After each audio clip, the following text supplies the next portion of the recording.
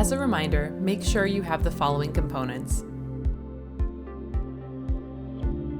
1. A Skadi 200, Skadi 300, or Skadi Gold GNSS receiver. 2. A surveying range pole.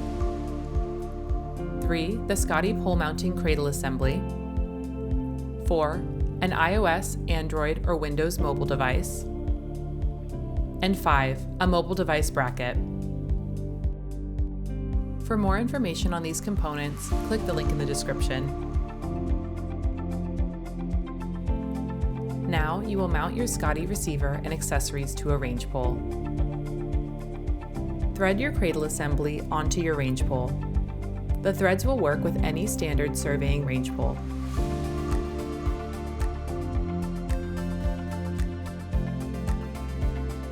Now, insert your Skadi GNSS receiver onto the cradle assembly. Attach your mobile device bracket to your range pole. These brackets can be purchased from your EOS Positioning Systems representative, or you can use any other bracket that fits both your range pole and mobile device. Finally, insert your mobile device into your bracket.